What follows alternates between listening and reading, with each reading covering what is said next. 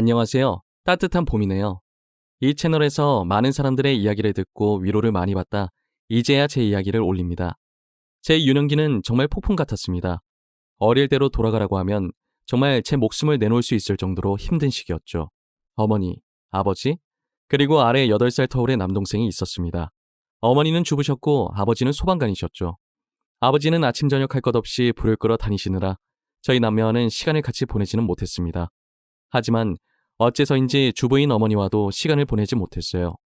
제가 학교에 갈 때는 항상 자고 계셨고 집에 돌아오면 동네 아주머니들과 다방이나 미용실에서 수다를 떨고 계시는 등 항상 집 밖에 계셨죠. 그때 남동생은 우리 나이로 4살이어서 어머니가 매번 데리고 다니셨는데 제가 집에 돌아오면 어머니는 동생을 집에 두고 다시 나가셨죠. 그리고 술 냄새와 함께 자정쯤 들어와 주무시곤 했어요. 그래서 저희 남매는 부모님의 사랑을 크게 받지 못하며 자랐죠. 처음에는 어머니 아버지가 믿진 않았어요. 아버지는 우리를 먹여 살리시는 거다. 어머니는 우리를 낳아주셨는데 이제서야 쉬시는 거다. 라는 생각을 했죠. 하지만 어느 날 학교를 마치고 동네 미용실을 지났는데 어머니 모습이 보이더라고요. 그날도 동네 아주머니들과 수다를 떨고 계셨어요. 동생과 어머니를 보고 멀리서 손을 흔들었는데 둘은 저를 보지 못했어요. 저는 동생을 데려가려고 미용실 쪽으로 향하는데 어머니가 동생을 옆에 두고 담배를 피는 게 아니겠어요? 담배 연기가 어린 동생에게 향하는데 어머니는 신경도 쓰지 않고 담배를 뻐끔뻐끔 피웠죠. 물론 어린 동생은 기침을 했고요. 저는 참았던 화가 치밀어 올랐어요. 사실 그날 학교에서 친구와 싸웠는데 이유가 어머니 때문이었어요. 저는 평소에 친구들과 갈등을 만들지 않고 원만하게 지내는 학생인데 그날 친구가 저보고 수영이 너는 엄마 없어? 왜 학교에 엄마 한 번도 안 와? 라고 하더라고요. 지금 생각해보면 참관 수업이나 학부모 상담이 있을 때마다 제 엄마는 항상 오지 않으셨고 친구 입장에서는 어린 마음에 호기심이 생겼던 거죠. 그저 어렸던 친구의 표현이 저를 아프게 한 거였고요. 그렇게 친구와 한바탕 싸우고 가는 길에 어머니가 담배를 피는 모습을 본 거죠. 저는 화가 나서 시선을 거두고 혼자 집으로 가려는데 멀리서 수영아, 동생 데려가야지 어딜 가니? 어머니가 저를 보고 온 동네방네에 떠나가라 소리를 질렀어요. 저는 어머니의 말을 무시하고 울며 집으로 갔고 그날 어머니에게 크게 혼났습니다. 그때부터 저는 어머니를 싫어하게 됐어요. 밥 한 번 제대로 안 차려주고 학교에도 한 번을 안 오고 동생도 제대로 안 챙겨주고 아버지가 일하고 와도 신경도 쓰지 않고 저는 동생을 더 챙기기 시작했고 어린 나이였지만 내가 동생을 먹여 살려야겠다는 생각까지 했어요. 그래도 다행인 게 어머니 아버지가 저희를 신경 쓰지 않았지만 막내 고모가 가끔 저희 집에 들러 반찬 서너 개씩 두고 가 굶지는 않았어요. 고모는 항상 내가 손이 커서 또 반찬을 많이 해버렸잖니 라며 반찬통을 바리바리 들고 오는데 저랑 동생이 좋아하는 분홍 소세지가 있어서 고모를 항상 기다리게 되었어요. 그러던 어느 날, 그날은 여느 때와 같이 동생과 고모가 준 분홍 소세지를 저녁으로 먹고 자고 있었어요. 시끄러운 소리가 나서 눈을 떴더니 새벽 2시, 어머니가 분주하게 옷을 입고 있더라고요. 저는 어머니가 도망을 가나 싶어 본능적으로 어머니의 옷 가랑이를 잡고 소리쳤어요. 가지 마세요. 그러자 어머니는 아버지가 다쳤다며 병원에 간다고 걱정하지 말고 동생과 잘 자고 있으라고 했죠. 어머니가 집을 나서고 저는 뜬 눈으로 밤을 지새웠어요. 그리고 다음날 오후쯤 막내 고모가 수척해진 얼굴로 저희 집을 찾았어요. 항상 웃고 있는 고모였지만 그날은 정말 슬퍼 보였죠. 고모 손에 반찬통이 들려있지 않아 고모에게 고모, 오늘은 왜 오셨어요? 라고 물으니 고모는 놀라지 말고 들으라고 했죠. 수영아, 너네 아버지가 일하다가 많이 다치셨어. 당분간 엄마가 집에 못 오실 거야. 고모의 눈에는 눈물이 고여 있었지만 저는 물어볼 수밖에 없었죠. 어디요? 어디가 다치셨는데요? 하지만 고모는 대답을 해주지 않고 밥을 하고 다시 집을 나가셨어요. 그렇게 고모가 이틀에 한 번씩 집에 오고 어머니 아버지가 한 달 정도 집에 오지 않으셨죠. 그리고 한 달 후 고모가 내일이면 엄마 아빠가 온다고 하더라고요. 저는 어머니 아버지에 대한 사랑은 크지 않았지만 나와 동생을 지켜줄 어른이 온다는 소식에 내심 기뻤어요. 그리고 다음 날 집에 들어선 아버지는 휠체어를 타고 계셨고 다리 한쪽이 없으셨어요. 아버지는 동생과 저의 눈을 마주치지 않고 바로 안방으로 들어가셨고 어머니는 집에 들어와서 옷만 갈아입고 곧바로 어디론가 나가셨어요. 막내 고모는 저와 동생을 안치고 얘들아, 너네 아빠가 불을 끄는 멋있는 소방관이신 거 알지? 라며 사람을 구하다가 다리를 잃었다며 부끄러워할 일이 아니고 자랑스러워해야 하는 일이라고 말했죠. 하지만 저와 동생은 어렸고 자랑스럽다는 생각보다는 두 발로 서지 못하는 아버지의 모습에 충격을 받았어요. 그 뒤로 아버지는 안방에서 거의 나오지 않으셨고 어머니는 매일같이 아침이 되면 집을 나가셨어요. 막내 꼬모는 일을 마치고 하루도 빠짐없이 저희 집을 찾았고요. 처음엔 어머니가 집을 나가서 도대체 뭘 하시는 건지 의심과 미움이 앞섰지만 일을 하지 못하는 아버지를 대신해 일을 하신다는 걸 알고 죄송한 마음이 들었어요. 어머니는 동네의 한 가게에서 주방 겸 서빙을 하셨고 일을 마치고 난 후부터 어머니가 집에 오시면 술 냄새와 온갖 음식 냄새가 집안에 퍼졌어요. 하지만 저는 어머니가 힘들게 일하시는 걸 미워할 수 없었죠. 그러던 어느 날 아버지가 3달 만에 안방에서 나오시는 걸 봤어요. 아버지는 많이 수척해져 있었고 온몸이 단단했던 예전과는 달리 살이 쪽 빠져 앙상하게 뼈만 남은 상태였어요. 다른 사람이라고 해도 믿을 정도였죠. 아버지는 저와 동생을 보고도 눈 한번 마주치지 않으셨어요. 아버지가 안방에서 나온 이유는 병원에 가는 날이었기 때문이었어요. 막내 고모도 병원 가는 시간에 맞춰 저희 집에 오셨고 어머니와 고모는 아버지를 부축해 병원으로 갔죠. 저는 여느 때와 같이 동생을 옆집 할머니에게 잠깐 맡기고 학교를 갔어요. 그날은 방학식이라 동생을 데리고 집에 일찍 들어왔는데 거실에 모르는 아저씨가 밥을 먹고 있었어요. 저는 놀라서 아저씨 누구세요? 라며 소리쳤고 집주인처럼 민소매를 입은 아저씨는 당황하며 만 반복했죠. 다행히 어머니가 화장실에서 나왔고 어머니는 엄마 친구야 걱정하지 마 라며 아저씨에게 얼른 먹고 나가라고 했어요. 저는 분명 아버지, 어머니, 고모가 같이 병원에 갔는데 왜 어머니는 집에 있냐고 아버지는 어딨냐고 물었는데 어머니는 대답 대신 방에 들어가 있어 라며 저를 혼냈어요. 그 후로 몇 번을 아버지 병원 간 날에 그 아저씨가 막내 고모가 가져온 반찬으로 밥을 먹고 있었어요. 저는 아무리 엄마 친구라도 막내 고모가 준 분홍 소세지를 먹는 아저씨가 싫었죠. 그리고 며칠 후에는 아저씨와 어머니가 일하는 식당에서 술을 마시고 있는 모습을 봤어요. 보아하니 아저씨는 그 식당의 단골이었어요. 어쩐지 눈에 익더라니 오며 가며 아저씨가 혼자 밥 먹는 모습을 많이 봤거든요. 저는 아버지보다 그 아저씨와 더 오랜 시간을 보내는 어머니가 미웠지만 저와 동생을 먹여 살리느라 일하시는 어머니에게 감사해야겠다는 생각을 했어요. 그리고 며칠 뒤 동생과 자고 있는데 분주한 소리가 나는 거예요.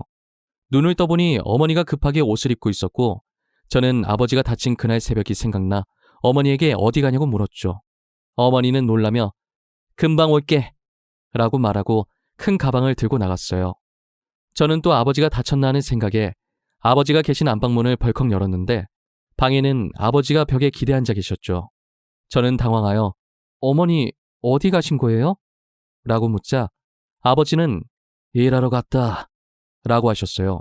그리고는 어머니는 집에 돌아오지 않으셨어요.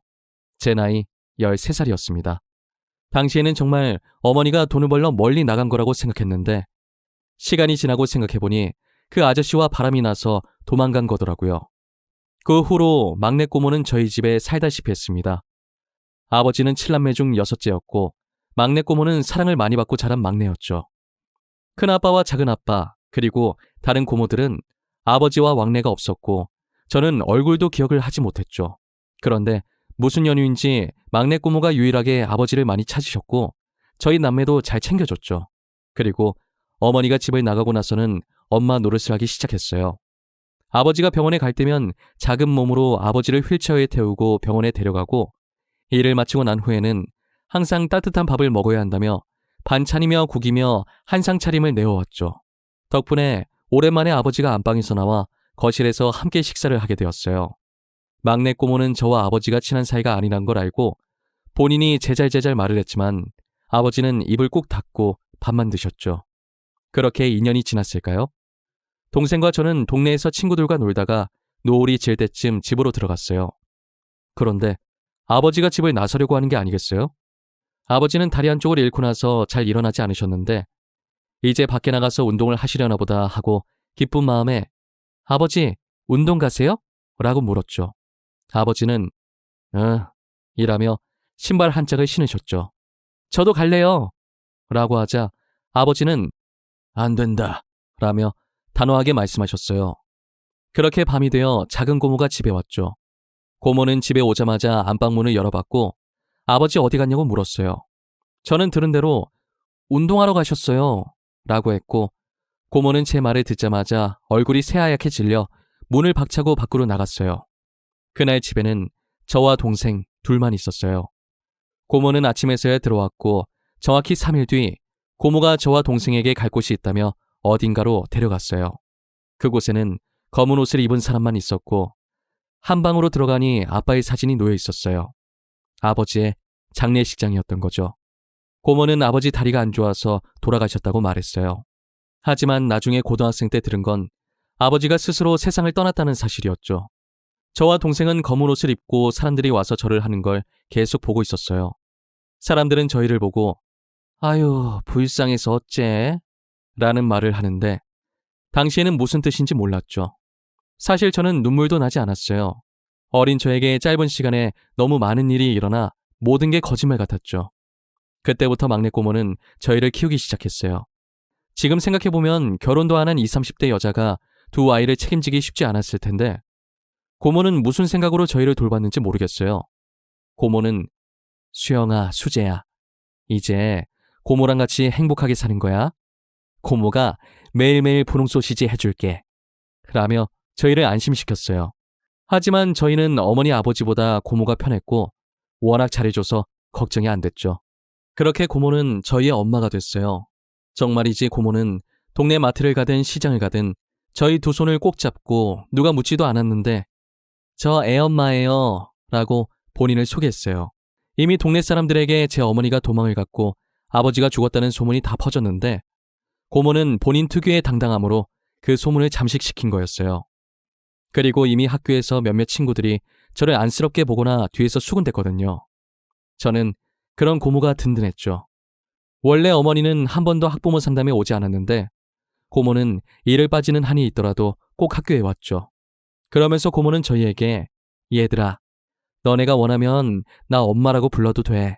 알겠지? 라고 했어요. 고모는 저희가 부모 없는 아이들로 낙인 찍히지 않기 위해 온갖 노력을 다했죠. 고모에게 너무 고마웠어요. 한날 저는 고모에게 물었어요. 고모는 남자친구 안 사귀어요?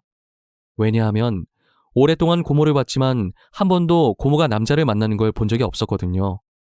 고모는 에이, 남자 필요 없어 라고 말했지만 사실은 이라며 운을 뗐죠.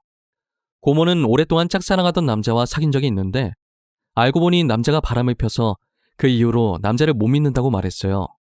수영아, 남자 소용없다. 내가 잘 살면 되는 거야. 고모는 웃으며 넘겼죠.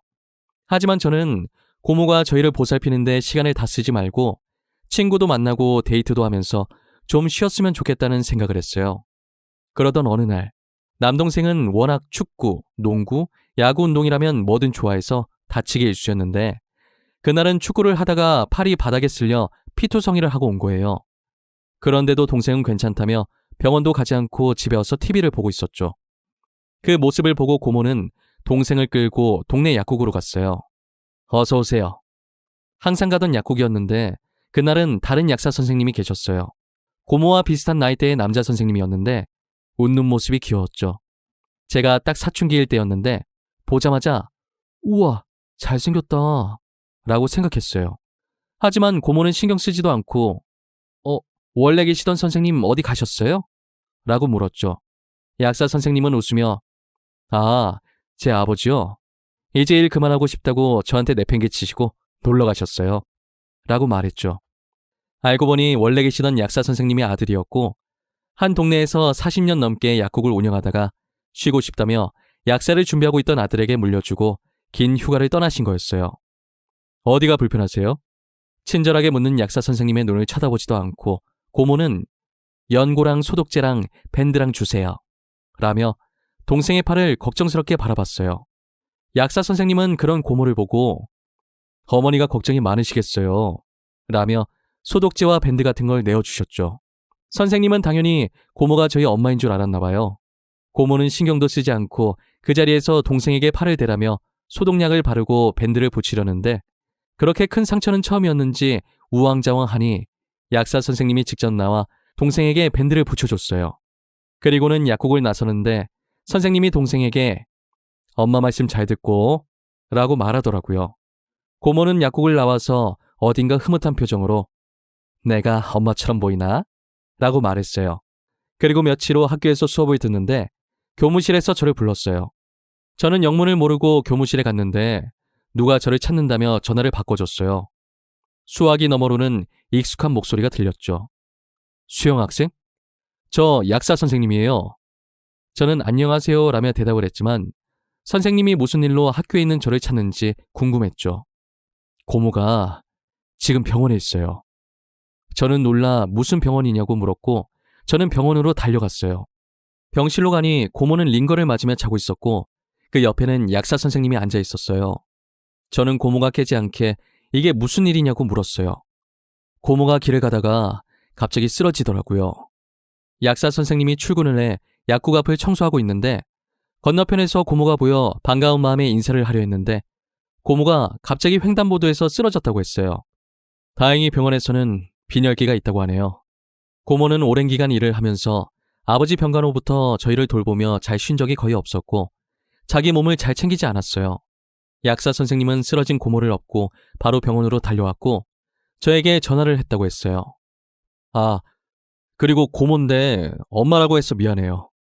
약사 선생님은 머쓱한 듯 머리를 긁으며 말했어요. 저는 어떻게 하셨냐고 물었고 본인의 아버지가 휴가를 마치고 약국에 잠시 들렸는데 전부터 친하던 고모가 지나가는 길에 본인의 아버지를 받고 인사를 하러 약국에 들어왔다고 했어요. 그렇게 반갑게 인사를 나누고 고모가 나가고 나서 아버지가 참으로 착실한 아가씨야 라며 칭찬을 하셨다고 했어요. 그래서 선생님은 아니다, 애가 2명 있다고 말하니 동네에 오랫동안 약국을 지킨 아버지가 저희 얘기를 해줬다고 했어요. 본인 자식이 아니라 조카들이라고요. 그 후로 약사 선생님은 고모에게 관심을 보이는 듯했어요. 약국 앞을 지나가면 항상 나와서 고모에게 인사를 하고 고모 손에 음료수며 과일이며 간식이며 하나씩 쥐어줬어요. 한날은 꽃까지 받아오더라고요. 그리고 3달 뒤 고모가 저에게 할 말이 있다며 거실에 앉아보라고 하는 거예요. 살면서 이렇게 진지한 고모는 처음이라 저는 긴장했죠. 약사 선생님이 결혼을 하자네? 고모 말로는 선생님이 고모에게 구애를 계속했지만 고모가 거절했다고 했어요. 그러다 약사 선생님이 진지하게 결혼을 하고 싶다고 말했고 고모는 솔직하게 말했대요. 나는 책임져야 할 애들이 있다. 저 애들 나 없으면 못 산다고요. 그러니 약사 선생님이 말했대요. 같이 책임져요. 그래서 고모는 마음이 흔들렸고 미안한 마음에 저에게 말한 거였어요.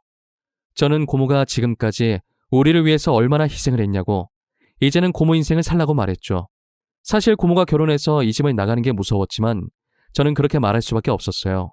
그리고 약사 선생님과 고모는 결혼 날짜를 잡았죠. 저는 좋았지만 내심 걱정되었어요. 저는 아직 고등학생이었고 동생은 초등학생이었어요. 저는 의대를 지망하고 있었기 때문에 공부를 하면서 동생을 챙기기에는 체력적으로 한계가 있을 것 같았죠. 그러던 어느 날 고모와 약사 선생님이 저와 동생을 불렀죠. 고모가 그러더라고요. 우리가 집을 구했어. 저는 올 것이 왔다 생각했죠. 근데 방이 2개가 남는데 너네도 같이 가지 않을래?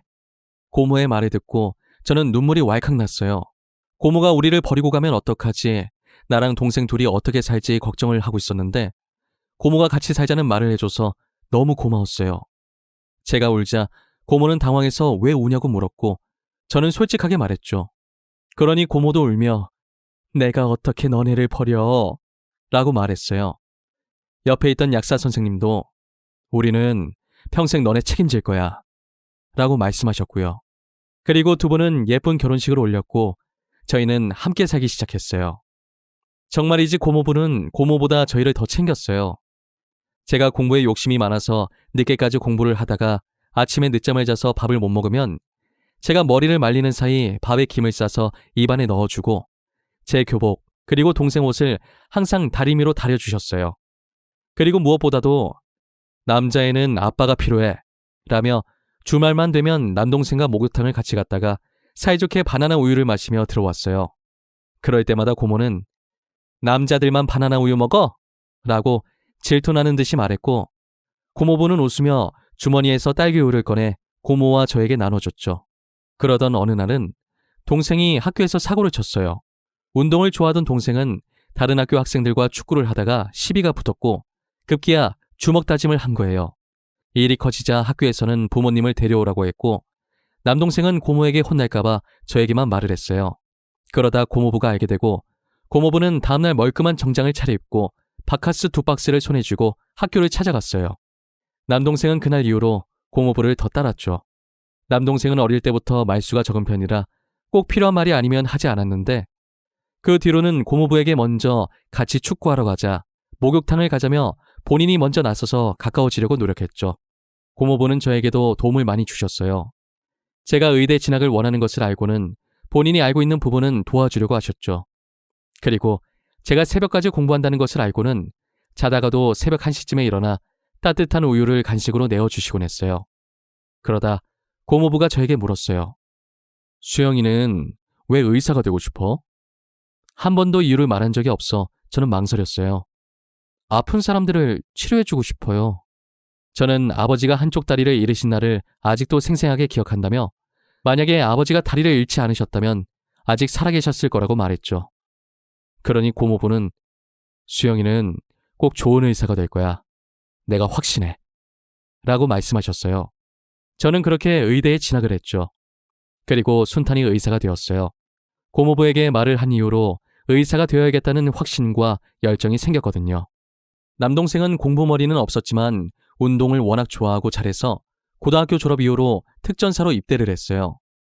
고모는 왜 굳이 그렇게 힘든 데를 가냐며 동생을 보낼 때 울었지만 동생은 보란듯이 특전사에서도 우수 대원으로 제대를 했어요. 그 이후로 동생은 소방관이 되겠다며 공부를 시작했죠. 그때가 아마 집 분위기가 가장 안 좋았을 때였어요. 고모는 한 번도 동생에게 싫은 소리를 하거나 화를 낸 적이 없는데 동생이 소방관이 되겠다고 한 날 고모는 크게 화를 냈어요. 안 된다. 다른 거 다 해. 근데 그건 안 돼. 고모부도 동생을 말렸어요. 수재야, 아무래도 고모가 힘들어 하시잖니. 한 번만 다른 길을 생각해보면 안 될까? 저도 동생한테 따로 말했어요. 우리는 어렸을 때라 그리고 고모가 많이 지켜줘서 큰 아픔은 없지만 고모는 얼마나 힘들었겠냐. 고모는 아직도 아버지 일로 힘들어 하실 거다. 그런데 왜 하필 소방관이냐고요. 하지만 동생은 자신의 뜻을 밀고 나갔고 결국 소방관이 되었어요. 아마 첫 인연은 고모와 동생은 대화도 하지 않았던 것 같아요. 동생이 출근을 할 때도 퇴근을 하고 나서도 인사 한마디 안 하고 밥을 같이 먹어도 얼음장이었죠. 그러다 고모 저 고모부 셋이 술 한잔을 하면서 고모가 그러더라고요. 나는 수재만큼은 지킬 거야. 고모는 당시 아버지가 사고로 다리 한쪽을 잃었을 때 충격으로 인해 거의 우울증까지 왔었다고 했어요. 하지만 고모는 어린 저희들을 보고 좌절할 수 없었고 설상가상으로 어머니가 집을 나가고 난 후로는 슬퍼할 시간이 없다고 생각했대요. 그래서 오히려 잠을 줄이고 저희에게 밥을 해주러 오고 저를 더 챙겼다고 했어요. 저는 물었죠. 고모는 왜 그렇게 아버지를 잘 챙겨줬어요? 다른 고모들은 아버지에게 아무도 관심 없잖아요.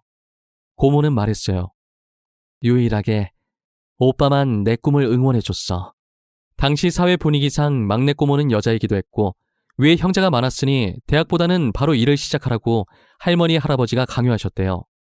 하지만 고모는 하고 싶은 공부가 있었고 유일하게 아버지가 막내 고모에게 대학을 가라며 돈을 쥐어줬대요. 그래서 고모는 대학 등록금을 낼 수 있었고 그 뒤로도 아버지는 고모에게 작지만 용돈, 생활비 등을 보내줘서 고모는 대학을 졸업할 수 있었다고 했어요. 그날 이후로 고모는 서서히 동생에게 말을 걸기 시작했고 집 분위기는 다시 예전처럼 돌아가는 듯했어요. 하지만 인생은 생각만큼 쉽지 않았어요. 동생이 소방관이 된 지 3년 되는 날 축하의 의미로 케이크를 준비했는데 동생은 그날 집에 돌아오지 못하고 아버지 곁으로 갔어요. 10층짜리 건물에 큰 불이 났는데 선임이 위험하다며 가지 말라고 했는데 동생은 옆 건물에 불이 붙는다며 무리하게 화재를 진압하러 건물 안으로 들어갔고 그렇게 동생은 생을 달리한 거였어요. 저와 고모는 병원에서 넋이 나갈 정도로 울었어요. 고모부가 장례식을 준비하고 저와 고모는 정신 나간 사람처럼 계속해서 울었죠. 한 번은 고모가 정신을 잃어 응급실에 갔지만 고모는 수제 가는 자리는 꼭 지켜야 한다며 링거를 꽂고 장례식장으로 들어왔어요. 그렇게 상을 치른 지 3일이 되는 날 밤 10시쯤 되었을까요? 저는 장례식장 한켠에서 눈을 붙이고 있는데 갑자기 큰 소리가 났어요. 눈을 떠보니 고모는 여기가 어디라고 찾아오냐며 소리를 지르고 있었고 고모부는 고모가 쓰러질까 뒤에서 안고 있었죠. 고모가 소리 지르는 곳을 보니 한 여자가 서 있었어요. 그 사람은 제 어머니였죠. 저와 제 동생을 버리고 도망간 어머니요. 고모는 고모부가 말릴 틈도 없이 그 여자의 멱살을 잡아 눕히고 머리채를 끌었어요. 그 여자는 하늘이 떠나가라 소리를 질렀죠. 저는 정신을 차리고 고모를 말렸어요. 그 여자는 저를 보고 목소리를 가다듬고 말했죠. 우리 딸 잘 지냈니? 아주 잘 컸네. 고모는 더러운 입에서 딸이라고 부르지 말라며 그 여자의 뺨에 손을 올렸어요. 여자는 악을 쓰면서 고모에게 달려들었고 고모부는 그 여자를 밀쳐 고모가 맞는 것을 막았죠. 저는 그 여자에게 나가라고, 죽은 사람도 당신 안 반길 거라고 말했죠. 그러니 그 여자는 아들 가는 길에 밥 한 끼라도 먹을 수 있지 않냐며 밥이라도 먹고 가겠다고 말했어요. 저는 거지에게 밥 한 번 준다는 심정으로 밥과 국을 갖다 줬죠. 그러더니 그 여자는 소주를 까고 밥을 먹기 시작했어요. 그러면서 저에게 할 말이 있다고 앉아보라고 했죠. 저는 이 여자가 무슨 말을 하는지 드러나 보자는 심정으로 앉았어요. 그러더니 다짜고짜 돈을 달라고 했죠. 우리 아들, 그리고 우리 남편 유족연금 나온 거 있지? 그거 내 목 받으러 왔다. 그 여자는 사망보험금까지 꽤 나온 거 다 알고 왔다며 자기 남편 죽었을 때까지는 그냥 참았는데 아들 죽은 돈은 꼭 받아야겠다고 말했어요. 그렇게 말하고는 소주를 벌컥벌컥 들이켰죠. 고모는 옆에서 듣더니 뒷목을 잡으며 말했어요. 너 애들 버리고 바람나서 도망갔을 때도 안 잡았는데 지금 돈? 돈 얘기가 나와? 너 때문에 우리 오빠 죽었어. 그 여자는 코웃음을 쳤죠. 내 남편이 나 때문에 죽어? 본인이 다리 잃어서 죽은 걸 왜 내 탓을 해? 저는 그 여자가 먹던 소주를 그 여자 머리에 부었고 당장 나가라고 소리쳤어요. 너 같은 사람 내 엄마로 둔 적 없으니까 당장 나가! 그러더니 그 여자는 내가 너 의사 됐다고 해서 돈 달라고 한 적이 있니? 공짜로 진료를 해달라고 한 적이 있니? 내 남편, 내 아들 죽은 돈 달라고! 라고 소리쳤어요. 저는 정신이 나갈 것 같았죠. 이 광경을 보고 있던 고모부는 그 여자를 잡아 끌어 내보냈고 저와 고모는 그 자리에서 미친 듯이 울었어요. 그렇게 동생 마지막 가는 길에 못 볼 꼴 보여준 거죠. 그렇게 한 달이 지났을까요? 제가 일을 하고 있는데 병원 카운터에서 익숙한 목소리의 여자가 소리를 지르는 게 들렸어요. 저는 무슨 일인가 싶어 나가보니 엄마라는 그 여자가 휠체어를 타고 저를 찾고 있었어요. 저는 환자들이 있으니 진료실로 데려왔어요. 그 여자는 다짜고짜 돈을 달라고 말했어요. 내 다리, 다 너 때문에 그런 거니까 돈 내놔! 알고 보니 그 여자는 장례식장에서 소주 2병을 마시고 쫓겨나 계단을 내려가다가 크게 넘어졌고 계단 모서리에 꼬리뼈를 박아 반신불구가 된 거였어요. 손해배상 청구하기 전에 돈 내놔! 그 여자는 여전히 아버지와 수재의 유족연금과 사망보험금을 요구했어요. 저는 대화가 통하지 않아 112를 불렀고 변호사를 통해 그 여자에게 전했어요. 법 개정으로 인해 부모로 양육의 의무를 다하지 않은 경우 공무원 유족연금이 제한된다고. 그로부터 며칠 뒤 그 여자에게 전화가 왔어요. 자신이 잘못했으니 돈은 안 받겠다. 그 대신 자기를 데리고 살아달라고. 오갈 데가 없다고요. 저는 당신에게 줄 돈 한 푼 없다고 말하고 전화를 끊었죠. 그 뒤로도 계속해서 전화가 오는데 접근금지 명령을 신청했습니다. 아직까지 고모와 저는 충격에서 완벽하게 벗어난 건 아니에요. 그래도 고모부가 항상 맛있는 밥을 챙겨주고 주말이면 여행을 가자고 저희를 집 밖으로 끌어내서 조금은 회복하고 있는 중입니다. 인생이 항상 지금의 계절 같았으면 좋겠지만 찬바람 부는 겨울 같을 때가 더 많은 것 같네요. 그래도 봄이 오니 여러분도 행복하셨으면 좋겠습니다.